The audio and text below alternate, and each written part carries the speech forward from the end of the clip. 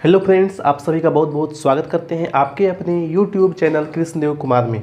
Friends, आज का जो वीडियो होगा इसमें हम लोग कर रहे हैं त्रिभुज का भाग नंबर 6 और ये जो चैप्टर है इसका सबसे अंतिम पार्ट है। ये जो क्लास चलता है टीटीएस में चलता है। आज जो डेट है 31/10/2023, क्लास नंबर 8 हम लोग आज कंप्लीट करेंगे और ये जो चैप्टर त्रिभुज है ये समाप्त हो जाएगा। आइए सबसे पहला क्वेश्चन देखते हैं आज का। क्वेश्चन क्या है कि यहाँ पे दिया है, मान लीजिए कि त्रिभुज ABC और DEF दोनों समरूप है। इसके क्षेत्रफल दिया है 64 सेंटीमीटर स्क्वायर और दिया मतलब ABC का कितना है 64 दिया है उसका एरिया, और त्रिभुज DEF जो है इसका जो एरिया दिया है 121 सेंटीमीटर स्क्वायर दिया है। तो BC निकालना है। EF पहले से गिवन है, क्वेश्चन में यहाँ पे छूट गया है। यहाँ पे आपका जो है EF का वैल्यू दिया हुआ है, आपका ये एरिया दिया है और आपका EF भी दिया हुआ है। EF कितना दिया हुआ है यहाँ पे लिख दिए हैं हम 15.4 सेंटीमीटर दिया है। तो आपको BC निकालना है, ठीक है। क्वेश्चन में ये वाला छूट गया था, तो यहाँ पे जो गिवन है वो यहाँ भी हम लिख दिए हैं। क्या क्या दिया हुआ है, त्रिभुज ABC और त्रिभुज DEF समरूप है, पहला चीज़ ये दिया हुआ है। एरिया दिया हुआ है और क्या दिया हुआ है, DEF का एरिया और ABC का एरिया 121 हो गया। और हमको क्या गिवन है, और हमको दिया हुआ है EF दिया हुआ है, कितना दिया हुआ है 15.4 दिया हुआ है। तो ये तीन चीज़ पहले से दिया हुआ है। तो हम लोग निकालेंगे BC, हम लोग निकालना है। तो BC कैसे निकालेंगे, आइए हम लोग जो है देखते हैं। तो हम लोग एक लिखेंगे कि हम जानते हैं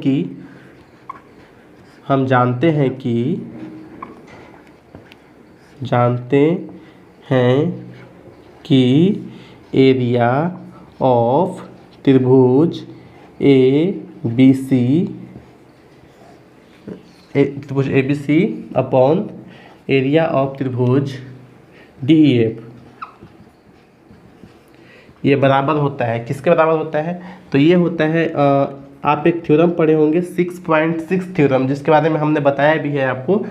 थ्योरम का क्लास आप लोग किए होंगे तो वहाँ पे हम आपको बताए हुए हैं कि त्रिभुज का जो क्षेत्रफल होता है वो उसके संगत भुजाओं के वर्ग के बराबर होता है। तो उसी चीज़ को यहाँ पे अभी हम लिख रहे हैं। इसके बाद में हम क्या लिखेंगे, BC और EF, BC अपॉन EF, इसका स्क्वायर हो जाएगा। इसके बाद में हम लिखेंगे AC अपॉन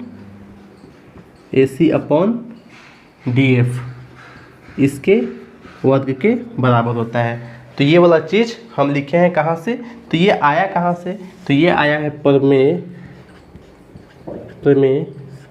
6.6 से ये चीज़ निकल के आया है, ठीक है।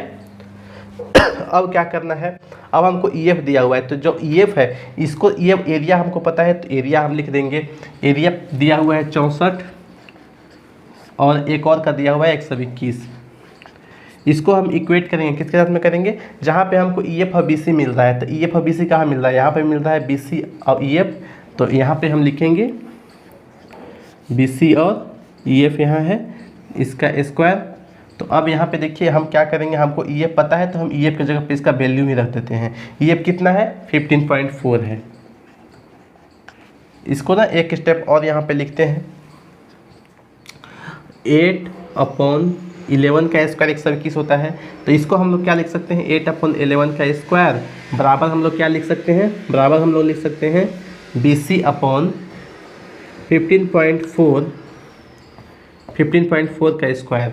तो इसके बाद देखिए अब क्या करेंगे, हम लोग जो है स्क्वायर से स्क्वायर हटा देंगे। अब हमको क्या मिल गया, तो अब हमको मिल गया 8/11 बराबर हमको मिल गया BC अपॉन 15.4। अब इसको क्रॉस मल्टीप्लिकेशन आप इसको कर लीजिए, तो यहाँ से कीजिएगा क्रॉस मल्टीप्लिकेशन, तो क्या मिल जाएगा 11 BC बराबर आपको मिलेगा 15.4 इंटू 8 मिल जाएगा। अब यहाँ से आपको BC निकाल देना है। तो BC निकालने के लिए हम यहाँ पे देखिए निकाल देते हैं, जगह थोड़ा उधर कम है इसी वजह से। BC क्या लिखेंगे हम 15.4 इंटू कितना है 8 है, अपॉन क्या लिखेंगे 11 लिखेंगे। अब इसको काट दीजिए आप, यहाँ पे इसको काटिएगा तो 11 से कट जाएगा, 11 का 11, 11 चौका 44, 1.4 बार में ये कट जाएगा। और जब 1.4 से 8 में गुना होगा तो ये हो जाएगा 1112 आएगा और 1 के बाद डेसिमल लगा दीजिए, कितना आ गया 11.2 आ गया। तो BC आपका निकल जाएगा। इसको कैलकुलेशन करके आप निकाल सकते हैं, इसमें कैलकुलेशन सिर्फ है, बाकी जो प्रोसेस है वो सारा हम लिख दिए हैं। तो इसी प्रोसेस को यूज करके हम जो है इस क्वेश्चन का सॉल्यूशन करेंगे, क्वेश्चन नंबर 1। इसके बाद और भी क्वेश्चन है जो अभी हम देखेंगे, तो इसको आप नोट कीजिए या इसका स्क्रीनशॉट आप ले सकते हैं, ठीक है। अब आइए हम लोग देखते हैं जो सेकंड क्वेश्चन है वो क्या कहता है। क्वेश्चन नंबर सेकंड आपका है, एक समलम दिया हुआ है। समलम आपका चतुर्भुज है, ABCD है, जिसमें AB समानांतर DC दिया हुआ है और ये जो समलम है इसका विकर्ण परस्पर O बिंदु पर एक दूसरे को प्रतिच्छेद कर रहा है, यानी काट रहा है। AB बराबर 2CD दिया है, तो कहा है कि ट्रेंगल AOB, यहाँ पे जो ट्रेंगल बन रहा है AOB और एक बन रहा है नीचे में DOC, ये दोनों का एरिया का जो अनुपात होगा वो क्या होगा, ये आपसे पूछा गया है। तो यहाँ पे गिवन आपका एक तो ये चीज़ गिवन है और एक आपका ये दिया है। हमको क्या ज्ञात करना है, हमको जो ज्ञात करना है वो ज्ञात करना है एरिया ऑफ ट्रेंगल AOB और एरिया ऑफ ट्रेंगल DOC। इसका रेशियो हमसे पूछ लिया गया है। तो हम लोग यहाँ पे क्या करेंगे, सबसे पहले हम लोग को ये दोनों त्रिभुज को आपस में समरूप करना होगा। समरूप इसको हम लोग दिखाएंगे। तो समरूप करने के लिए सबसे पहले हम लोग जो है सो क्या लेंगे, हम लोग दोनों त्रिभुज को लेंगे। हम लेंगे त्रिभुज कौन कौन सा है, AOB ना, तो त्रिभुज AOB और त्रिभुज DOC में अगर हम ये दोनों त्रिभुज को समरूप कर देते हैं तो हम प्रमेय 6.6 का यूज करके इसका यूज करके और बाकी हम जो है सो निकाल सकते हैं। यहाँ से एक चीज़ हमको ना निकालना होगा। क्या निकालना होगा, यहाँ से हम चाहें तो AB अपॉन यहाँ से CD हम नीचे ले आएंगे, तो इसको हम क्या लिख सकते हैं 2/1 लिख सकते हैं। इसको आप इक्वेशन नंबर 1 मान लीजिए, ठीक है। अब मेरा यहाँ से काम हो जाएगा। देखिए कैसे हो जाएगा। सबसे पहले हम लोग क्या करेंगे, इसको हम लिख दिए ट्रेंगल AOB और DOC में। इसमें आप देखिए इसको कैसे कीजिएगा। सबसे पहले ये वाला एंगल देखिए, ये एंगल और ये एंगल बराबर होगा। क्यों बराबर होगा, वर्टिकली अपोजिट एंगल है, शीर्षाभिमुख कोण है, ठीक है। तो यहाँ पे लिखेंगे हम कोण AOB बराबर होगा, किसके बराबर होगा, कोण DOC के बराबर होगा। क्यों बराबर होगा, क्योंकि ये दोनों क्या है, वर्टिकली अपोजिट है, या फिर इसको लिखिए शीर्षाभिमुख कोण। इसको आप लोग लिखिए शीर्षाभिमुख कोण, शीर्षाभिमुख कोण।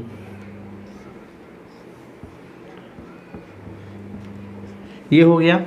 अब हम लोग क्या करेंगे, अब हम लोग इसमें देखिए ये वाला यहाँ पे जो कोण बनेगा वही कोण यहाँ पे बनेगा। क्यों, क्योंकि देखिए कोण यहाँ पे जो B बन रहा है और यहाँ पे जो D कोण बन रहा है, ये दोनों क्या है, ये दोनों कोण आपस में एकांतर कोण है, ठीक है। तो ये दोनों क्या होगा, ये दोनों भी बराबर होगा, क्योंकि ये क्या है, एकांतर कोण है। अब इसके बाद में ये वाला यहाँ पे जो कोण बनेगा वही कोण यहाँ भी बनेगा। तो ये दोनों भी क्या है, यहाँ पे जैसे मान लेते हैं कि यहाँ पे θ1 बन रहा है, तो यहाँ पे बनेगा θ1, यहाँ पे θ2 बनेगा, तो यहाँ पे बनेगा θ2। ऐसे यहाँ पे कुछ भी मतलब बराबर बराबर बनेगा, इसीलिए यहाँ पे देखिए बराबर हम लिख दिए हैं। इसके बाद में कोण A बराबर होगा किसके, कोण C के बराबर होगा। ये भी आपका एकांतर कोण है, इसलिए ये भी बराबर हो जाएगा। अब हम क्या लिख सकते हैं, अब हम लोग लिख सकते हैं कि त्रिभुज AOB समरूप होगा, किसके समरूप होगा, त्रिभुज DOC के समरूप होगा। क्यों समरूप होगा, तो समरूपता कसौटी से बाई A समरूपता कसौटी से क्या हो जाएगा, दोनों त्रिभुज समरूप हो जाएगा। तो हम लोग अब 6.6 जो प्रमेय होता था उसमें क्या कहा गया था कि अगर दो त्रिभुज समरूप हो तो उसका जो एरिया का अनुपात होगा वो उसके संगत भुजा के वर्गों के बराबर होगा। तो यहाँ पे देखिए इसका हम यूज करेंगे, इसका यूज करके हम क्या लिख सकते हैं, ये तो इसका एक संगत भुजा ही है, तो इसका वर्ग करके हम इसका एरिया आप लिख सकते हैं। देखिए त्रिभुज AOB, एरिया ऑफ त्रिभुज AOB का हमको लिखना है अनुपात किसके साथ में, इसका हमको लिखना है एरिया ऑफ त्रिभुज DOC। तो यहाँ पे हम कैसे लिखेंगे, यहाँ पे देखिए, यहाँ पे आपका क्या है, यहाँ पे आपका 2 है, यहाँ 1 है, तो यहाँ पे हम क्या करेंगे 2/1 इसका स्क्वायर कर दीजिए। तो जब इसका आप स्क्वायर कीजिएगा तो कितना आ जाएगा, यहाँ पे आपका आ जाएगा 4/1। तो यहाँ से 4:1 आपका क्या निकल गया, इसका त्रिभुज का जो एरिया का अनुपात है, एरिया ऑफ त्रिभुज AOB, एरिया ऑफ त्रिभुज DOC, इसका जो त्रिभुज का एरिया का अनुपात है 4:1 में ये निकल चुका है। तो इस तरह से आपको क्या करना है, इस क्वेश्चन को सोल्व कर लेना है। इसके बाद में इसको आप लोग नोट कीजिए या स्क्रीनशॉट इसका ले लीजिए, आगे और क्वेश्चन हम लोग इसके बाद में अभी करेंगे। देखिएगा फ्रेंड्स, क्वेश्चन नंबर जो 3 है ये क्या कहता है, ये कहता है कि यदि 2 समरूप त्रिभुज का एरिया बराबर है तो सिद्ध करें कि वे सर्वांगसम होंगे। ये यहाँ पे सिद्ध करना है। 2 त्रिभुज दिया हुआ है, त्रिभुज यहाँ पे हमने बना दिया। यहाँ पे ऐसे कुछ नहीं कहा है त्रिभुज ABC या PQ आ रही है, हमने इसको अपने से इसको क्रिएट कर लिया। यहाँ पे ABC या DEF कुछ भी यहाँ पे अपने मन से तो 2 त्रिभुज आप लोग बना सकते हैं, उसका कुछ भी नाम यहाँ पे रख सकते हैं।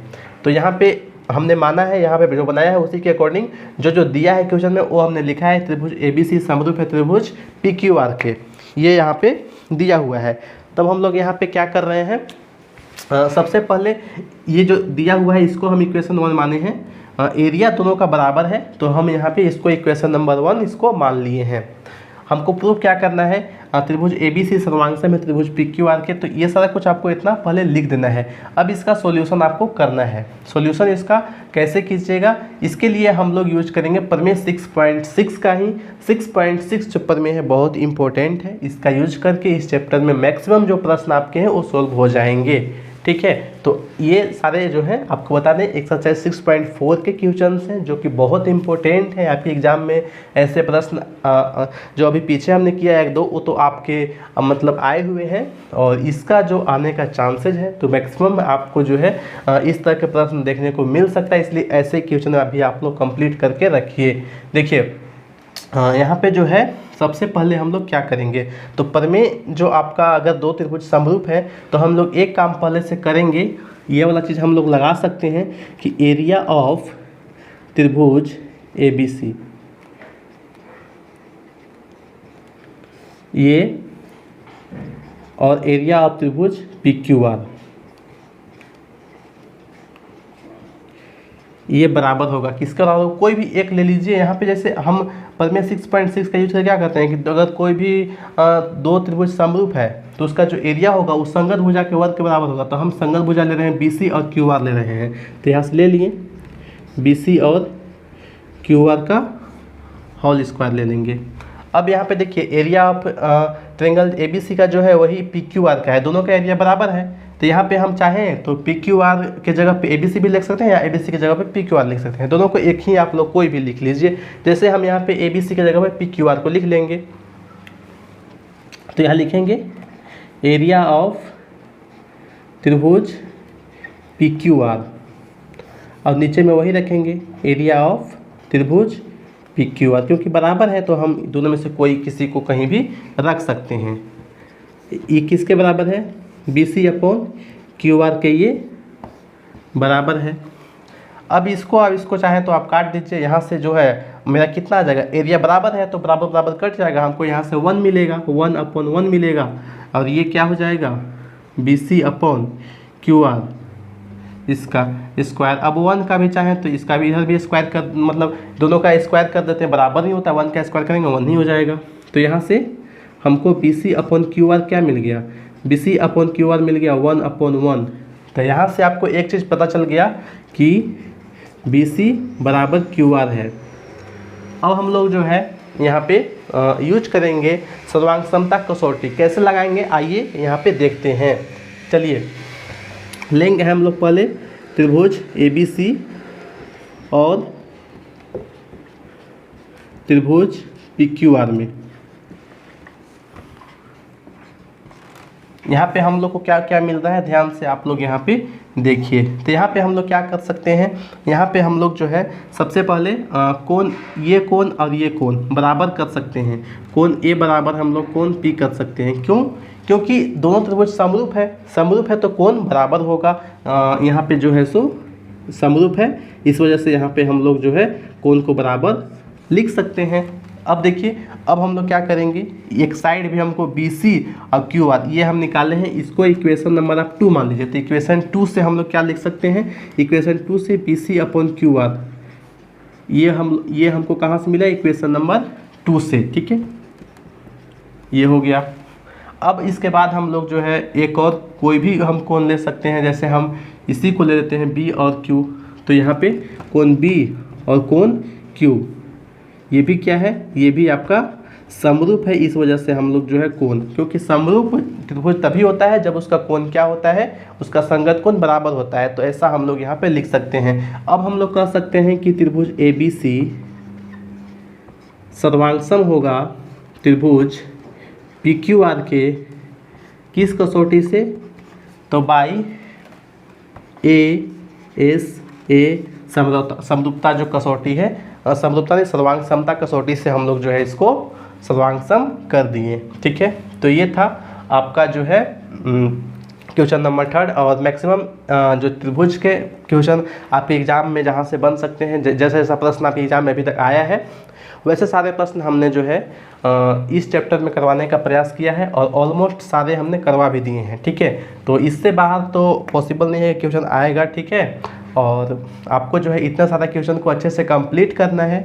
और हम लोग जो है अगला चैप्टर स्टार्ट करेंगे ट्रिग्नोमेट्री, जो कि आपका अगले दिन यानी कि सैटरडे से आपका नहीं, सैटरडे नहीं, आपका जो है अभी थर्सडे से ही स्टार्ट हो जाएगा। ठीक है, तो आपको क्या करना है, आपको जो है हमारे इस यूट्यूब चैनल को सब्सक्राइब करना है और इस वीडियो को लाइक कीजिएगा, शेयर कीजिएगा।